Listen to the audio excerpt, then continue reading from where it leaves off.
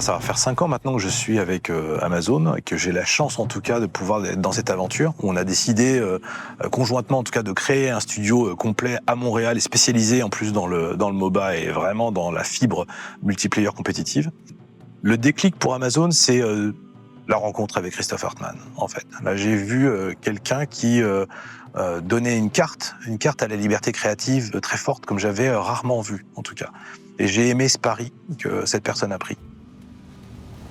Historiquement, quand j'ai commencé à regarder le MOBA, je me suis dit, il a vraiment écrit le fait d'être un héros, mais il a laissé quelque chose derrière lui. Moi, j'ai connu le RTS et j'ai vibré pour le RTS qui racontait la guerre, en fait. On est sur un territoire très particulier, on va partir pour les grandes batailles, en fait, et l'avenir du RTS m'emmenait à encore plus de grandes batailles. Et moi, je pense que cette histoire existe. Elle est toujours possible, et je pense qu'elle est même possible dans le MOBA. Et c'était ma première question, je me suis dit, mais comment on fait pour en fait être capable d'avoir cette modernité du MOBA? Donc, en tant que joueur, je suis un jeu, je fais partie d'un groupe, mais en même temps, nous ne sommes plus dans une arène, nous sommes plongés dans un battlefield, dans une terre de bataille en fait.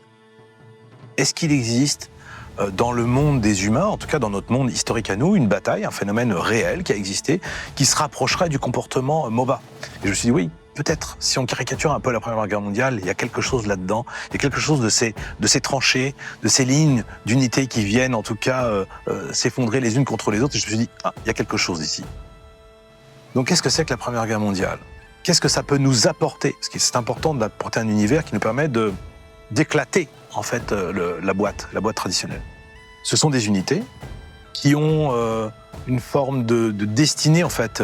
Ils ont un agenda en fait qui peut être assez limité avec des charges, etc. Mais malgré tout, il y a des manœuvres. La possibilité aussi de changer le sol, de le modifier. Première Guerre mondiale, on commence à vraiment, on le voit, complètement terraformer en fait le sol et faire transformer en champ de ruines, voire même de tranchées, etc. Et puis enfin, un champ lexical très différent. Là, d'un seul coup, on rentre dans une guerre qui nous emmène ailleurs que dans l'heroic fantasy. On n'est plus dans le référent du bouclier, de l'épée et de la magie. On va être dans un référent dans lequel, si on a une magie, elle se rapproche plus de la science. Si on a des armes, elles sont plus proches de la poudre, du canon, de l'obus, etc. Donc un champ sémantique complètement différent. Et donc aussi peut-être un rapport au tir, un rapport à la visée différent. Mais il nous faut notre univers, il nous faut notre magie aussi. C'est comme si on percutait en fait la Première Guerre mondiale avec un conte de fées. Est-ce qu'il existe un super soldat? Est-ce qu'il existe un être de conte de fées qui pourrait vraiment se marier avec notre champ de bataille et nos soldats? Un géant.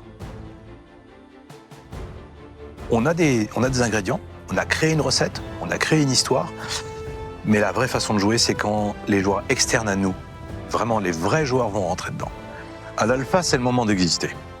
Ça y est, enfin, ça va arrêter d'être une folie collective d'un petit nombre que l'on joue entre nous. Pour une fois, on va pouvoir sortir ce projet, il va pouvoir exister à l'extérieur, puis on va pouvoir enfin recevoir la vibration.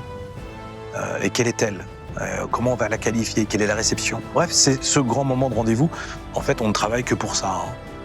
On fabrique un jeu, mais la vraie façon de jouer au jeu, la vraie façon même de développer un vocabulaire autour du jeu, c'est celui que les joueurs placent.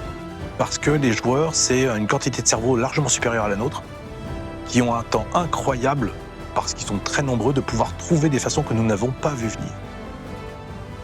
Alors j'invite tous les curieux, les compétiteurs et les seigneurs de guerre dans l'âme à se joindre à l'Alpha de March of Giants.